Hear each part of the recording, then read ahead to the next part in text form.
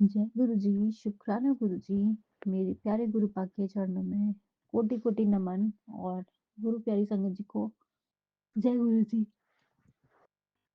ओम नमः शिवाय, शिव जी सदा सहाय, ओम नमः शिवाय, गुरुपा सदा सहाय। ओम नमः शिवाय, शिव जी सदा सहाय, ओम नमः शिवाय, गुरु जी सदा सहाय। संगत जी, मेरे गुरुपा ने मुझे इतनी बार समझाया, जपजी साहब का पाठ करो, सुखमनी साहब का पाठ करो, जाप मंत्र किया करो बेटा। क्या हो गया है गुरुपा मुझे? इतनी नेगेटिविटी, इतना ब्लैक मैजिक क्यों हो रहा है गुरुपा? फिर मेरे को कुछ करने का ही मन नहीं कर रहा। बस सारा दिन आलस आलस आता है, सर में दर्द, बदन में दर्द। ऐसा लगता है मेरे शोल्डर्स पे कोई बैठा है। गुरु पापा प्लीज मेहर करिए। और गुरु पापा आपने बताया था उस औरत के बारे में, और मैं फिर भी मुझे इन लॉज के यहाँ जाना पड़ा। तो अलर्ट करने के लिए फर्स्ट ऑफ ऑल गुरु पापा बहुत बहुत शुक्राना। संगत जी, जब जब मैं अपने इन लॉज के यहाँ जाती हूँ, वहाँ पे मैं अलग सा ही माहौल फ़ील करती हूँ। मतलब ऐसा लगता है एज़ इफ कि वो लोग मुझे अपने पपेट की तरह नचा रहे हैं। पता नहीं संगत जी ऐसा क्यों लग रहा था मेरे को। मतलब मैं वहाँ पे गई अपने लॉस के, वहाँ पे जो मेरी जेठानी है जिसके बारे में गुरुपा ने मेरे को कई बार एन नंबर ऑफ टाइम्स समझाया है, वही है जो तुम्हारी ज़िंदगी बर्बाद कर रही है, और मैं उसी की डांस ट्यून पर नाच रही हूँ गुरुपा। क्या हुआ मैं खुद को जान मतलब मैं रोक ही नहीं पा रही थी खुद को। उसके सामने आई वाज़ लाइक मैं उसके हिसाब से ही चली जा रही हूँ, वो सबको मैनिपुलेट कर रही है। मेरा मन नहीं कर रहा था। वहाँ पे ऐसे ही ग्रुप में डांस हो रहा था, और वो ऐसे ही करती है अपने अ, हिसाब से, जो भी म्यूज़िक वगैरह उनको सेट करना होता है वो करती हैं। एंड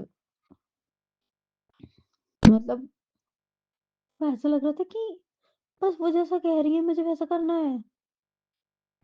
गुरु पापा, मेरे प्यारे गुरु मुझे आपका ख्याल क्यों नहीं आया उस टाइम बिल्कुल भी?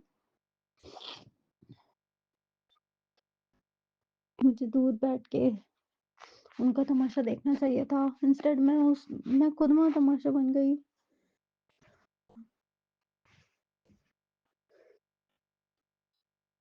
संगत जी, फिर भी गुरुपा का अनंतम अनंतम शुक्राना। गुरुपा ने इस चीज़ को मुझे रियलाइज़ कराया। आगे के लिए अब मैं हमेशा के लिए अलर्ट हो जाऊँगी इस चीज़ के लिए। गुरुपा, सबका मन करता है फैमिली फंक्शंस में एन्जॉय करने का, डांस करने का, और सबके साथ घुल-मिल के रहना अच्छा लगता है, पर मैंने जो आज चीज़ रियलाइज़ करी, ये चीज़ मैंने पहले भी कई बार, हर बार जब भी मैं जाती हूँ, हर बार यही चीज़ रियलाइज़ करती हूँ, और फिर हर बार मैं भूल जाती हूँ। गुरुपा प्लीज़ ऐसे ना होने दीजिए, मुझे बाद में बहुत हर्ट होता है। पर गुरुपा आपका अनंतम अनंतम शुक्राना जो आपने मुझे सच्चाई से फिर से भी रूबरू कराया। और संगत जी, मेरे हस्बैंड अंकल, मैं वहाँ उन्हें देख रही हूँ, वो उनका अलग ही चल रहा है। जो जेठानी जी हैं, वो मेरे हस्बैंड अंकल मुझे उनका आई कॉन्टैक्ट कुछ और ही दिखा रहा था, जिसको मैं 1 सेकंड में समझ गई। मतलब मेरे हस्बैंड अंकल मुझे कभी नहीं देखते संगत जी।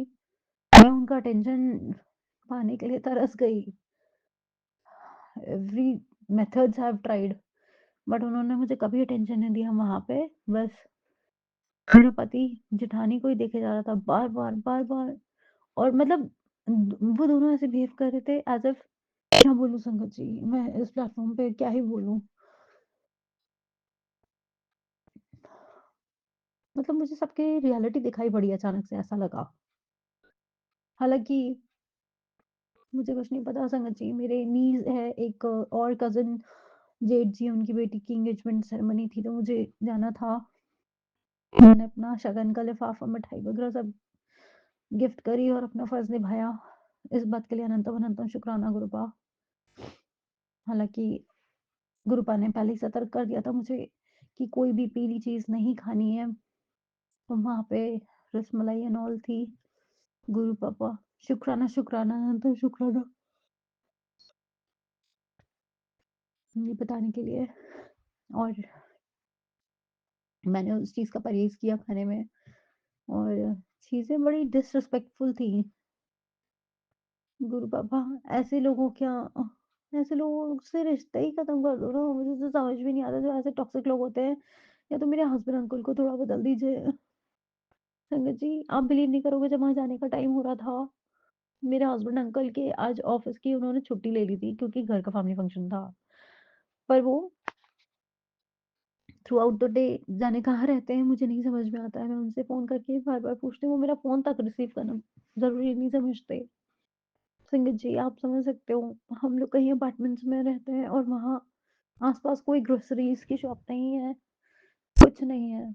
तो मुझे कुछ सामान भी जैसे कभी मँगाना होता है तो वो ऐसे इग्नोर करते हैं। जब वो अपनी तरह से उस चीज़ को करते हैं, उनका जब मन करेगा तब वो कॉल बैक करेंगे, या जब उनको खाना-पीना होता है या उनको सोने आना होता है बस तब वो घर पे आते हैं। गुरु पापा ने मुझे कई बार इस बारे में भी बताया कि उनकी बुद्धि बाँध दी गई है। तो गुरु पापा प्लीज़ खोल दीजिए, कब तक उनके इशारों पे नाचे, कब तक आपने अमृत वेला की बोला था, अमृत वेला बेटा सँभाल ले। ऐसे क्यों हो रहा है गुरु पापा?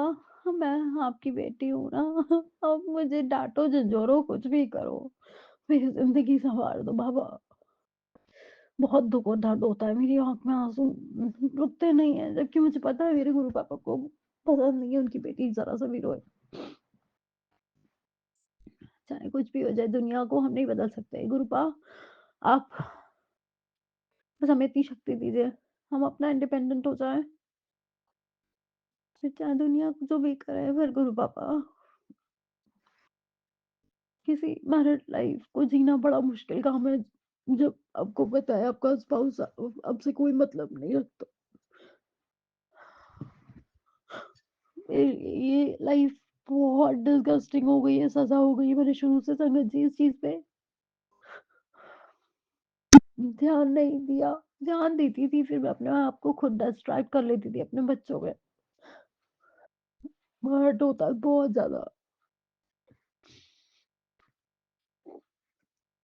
आज का शुक्राना सत्संग बस यही था। गुरु पापा के आदेश अनुसार मैं फिर से एक नया शुक्राना सत्संग की तैयारी करूँगी और आप सभी के समक्ष लेकर के आऊँगी। जब तक के लिए जय गुरु जी, शुक्राना गुरु जी।